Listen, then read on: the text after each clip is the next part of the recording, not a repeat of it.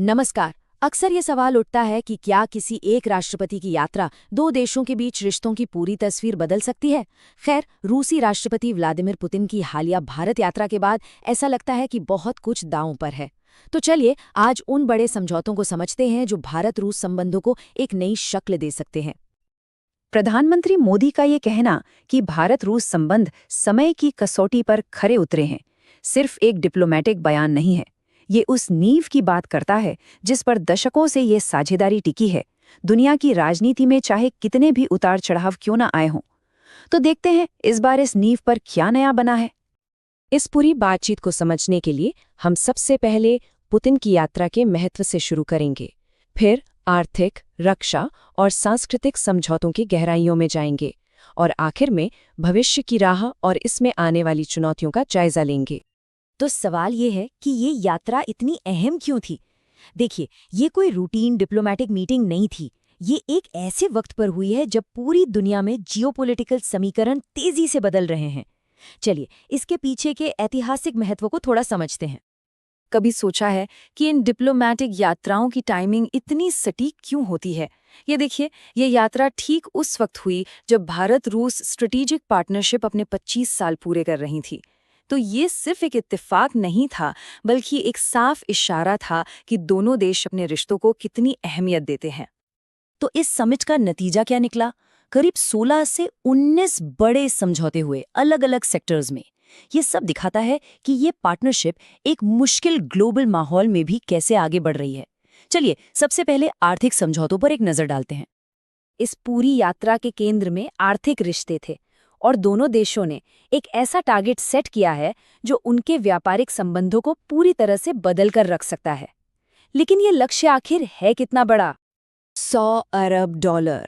जी हाँ, 100 billion dollars. यही वो महत्वाकांक्षी टारगेट है जिसे दोनों देशों ने साल 2030 तक हासिल करने का फैसला किया है। ये कोई छोटी मोटी रकम नहीं है और ये दिखाता है कि दोनों देश अपने आर्थिक रिश्तों को लेकर कितने सीरियस हैं। लेकिन यहाँ एक बड़ा सवाल है, क्या ये लक्ष्य वाकई हासिल किया जा सकता है? जैसा कि हम इस चार्ट में देख सकते हैं, ये मौजूदा व्यापार से एक बहुत बड़ी छलांग है। इसे पाने के लिए जाहिर है दोनों तरफ से जबरदस्त मेहनत लगेगी। अब इस टारगेट तक पहुंचने के लिए एक पूरा रोड मैप तैयार किया गया है, जिसके 4 बड़े पिलर्स हैं और इनमें से एक जो सबसे जरूरी है वो है रुपया रूबल सेटलमेंट मैकेनिज्म को और मजबूत करना। इसका सीधा मतलब है डॉलर पर निर्भरता कम करना। अगर भारत की अर्थव्यवस्था को एक गाड़ी की तरह देखें तो उसे चलाने के लिए ईंधन चाहिए। इस यात्रा में रूस ने भारत को यही भरोसा दिलाया है कि ईंधन की सप्लाई, मतलब तेल, गैस और एलएनजी की सप्लाई कभी नहीं रुकेगी। ये भारत की इकोनॉमिक ग्रोथ के लिए एक बहुत बहुत बड़ी बात है। और ये साझेदारी सिर्फ तेल और गैस तक ही नहीं रुकी है। अब दोनों देश न्यूक्लियर एनर्जी और एग्रीकल्चर जैसे सेक्टर्स में भी मिलकर काम कर रहे हैं। कुडनकुलम न्यूक्लियर पावर प्लांट का विस्तार और रूस में एक नया यूरिया फर्टिलाइजर प्लांट लगाना इसके कुछ बड़े उदाहरण हैं। रक्षा संबंध तो हमेशा से ही भारत रूस दोस्ती की एक मजबूत कड़ी रहे हैं, लेकिन इस बार कुछ बदला है। एक बड़ा शिफ्ट आया है। अब बात सिर्फ हथियार खरीदने बेचने से आगे बढ़कर साथ मिलकर हथियार बनाने तक पहुंच गई है। ये एक बहुत बड़ा बदलाव है। पहले भारत रूस से हथियार खरीदता था, अब दोनों देश मिलकर भारत में हथियार बनाएंगे। ये मेक इन इंडिया इनिशिएटिव के लिए एक जबरदस्त बूस्ट है और ये भारत को डिफेंस सेक्टर में आत्मनिर्भर बनाने में सीधी मदद करेगा। ये रिलोज समझौता क्या है और ये इतना जरूरी क्यों है?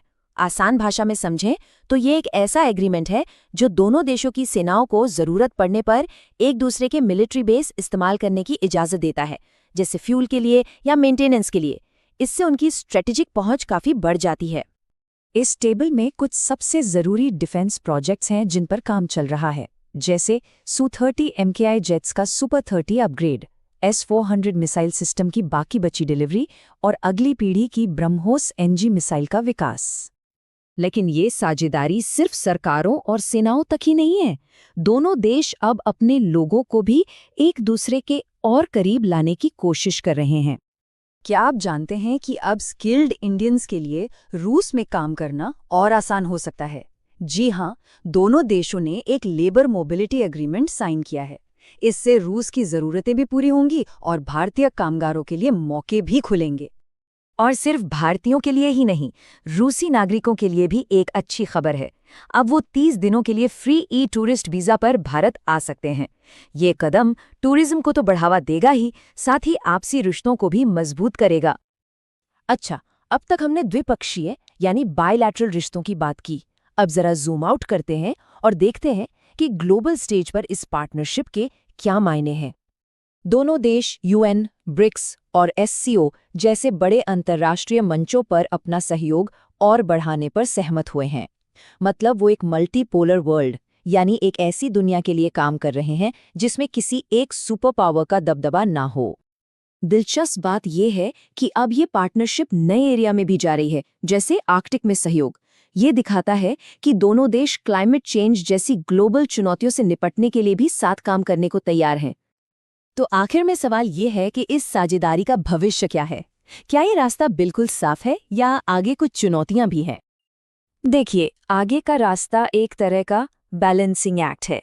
एक तरफ भारत को अपनी स्ट्रेटेजिक ऑटोनॉमी यानी रणनीतिक स्वायत्ता को मजबूत करना है, तो दूसरी तरफ अमेरिका जैसे देशों के साथ अपने संबंधों को भी साधना है। ये एक क्लासिक डिप्लोमैटिक चैलेंज है और ये देखना वाकई दिलचस्प होगा कि भारत इसे कैसे नेविगेट करता है। तो क्या ये साझेदारी दुनिया की शक्ल बदल सकती है? क्या हम एक नई मल्टीपोलर वर्ल्ड ऑर्डर को बनते हुए देख रहे हैं? ये एक बड़ा सवाल है और इसका जवाब तो खैर वक्त ही देगा। लेकिन एक बात तो साफ है, भारत रूस संबंध एक नए और बेहद अहम दौर में दाखिल हो चुके हैं और पूरी दुनिया की इस पर नज़र है।